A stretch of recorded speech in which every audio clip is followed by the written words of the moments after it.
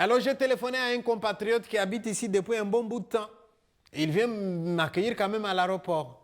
Et je lui demande la prochaine étape c'est quoi? Il me dit Office des étrangers. J'ai dit c'est quoi ça, Office des étrangers? Je t'expliquerai. Maintenant on prend d'abord les trains pour aller en ville. Et on arrive dans le train.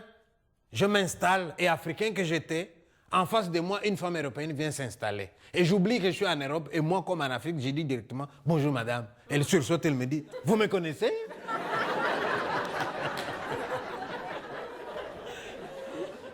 Parce qu'en Belgique, pour dire bonjour à quelqu'un, il faut les connaître. Et moi qui viens d'Afrique, j'ai dit « Mais comment vous connaître si je ne commence pas par vous dire bonjour ?» Alors je demande à mon compatriote, la prochaine étape c'est quoi? Il me dit Office des étrangers. Je dis c'est quoi Office des étrangers? Oh mais c'est un building avec des juristes. Hein. Tu vas là-bas et tu vas raconter ton histoire. Je dis d'accord. Tu m'accompagnes? Oui, oui. Quand ça demain? À quelle heure? 5 heures du matin. Je dis pardon?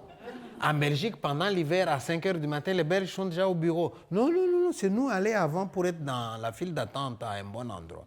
Ok, les jours suivants, 4 heures du matin. On est déjà debout. Hein. Pendant l'hiver, je vous assure, il fait froid. Hein. Oh là là. Et on marche pour aller jusque-là. Et on y arrive. On croyait être le premier. La file est déjà longue. Oh là là. Et on se met dans la file. On a l'impression que le temps s'arrête. 5h15 qui ne vient pas. 5h30, une éternité. 5h45, 6h, 6h15, 6h30, 6h45, 7h. Oh là là, ça n'en finit pas. 7h15, 7h30, 7h45, 8h. Alors vers 8h15, les Européens viennent lentement. Ils ouvrent leur bureau lentement. Ils tirent les rideaux lentement. Ils prennent leur café lentement. Et quand ils ont fini, alors ils nous ouvrent une porte. Nous entrons dans un grand hall. Au moment où on entre là-dedans, on est libre. Hein? Mais une fois qu'on est dedans, on n'est plus libre. Parce que derrière nous, ils vont fermer la porte à clé. Certains parmi nous sortiront avec des menottes au poing. Il y a un véhicule qui les attend dehors pour les amener au centre fermé, d'où ils seront expulsés manu militari, parfois avec un coussin sur les nez pour qu'ils ne crient pas. Et d'autres rentreront même dans un cercueil, comme ce fut le cas avec Semira Adamou. Et puis alors, on nous donne des numéros. Et nous allons patienter. Ils vont appeler numéro par numéro.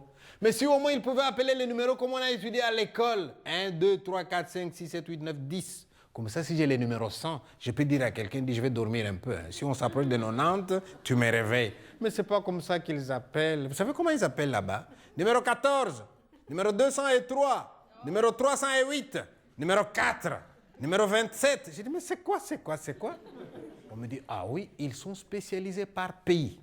Si toi, tu es le numéro 1 et tu viens du Congo, et que celui qui écoute les Congolais n'est pas encore là, c'est pas toi qui passes. Hein? Alors vous êtes sur les qui-vive tout le temps, sur les qui-vive de 8 à 17. Hein?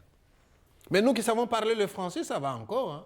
Mais vous prenez quelqu'un de l'Europe de l'Est, pas un mot de français, pas un mot d'anglais. Il a le numéro 40 hein, et il entend 52.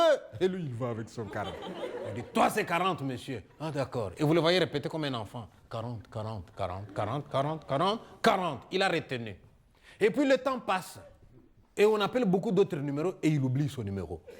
Un moment, alors plus tard, il entend 140. Et il va avec son 40. Mais toi, c'est 40, monsieur. Finalement, il est tellement perdu. C'est nous, les Africains, qui les aidons parfois en lui disant, monsieur, vous assis ici à côté de moi.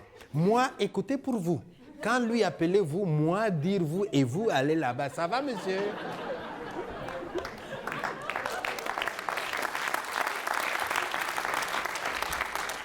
À ce moment-là, vous vous rendez compte comment la culture peut réunir les gens plus que la couleur de la peau. Hein? Lui, c'est un blanc, mais il est loin de Belge. Hein? Moi, je suis noir. Moi, je suis proche du Belge, moi.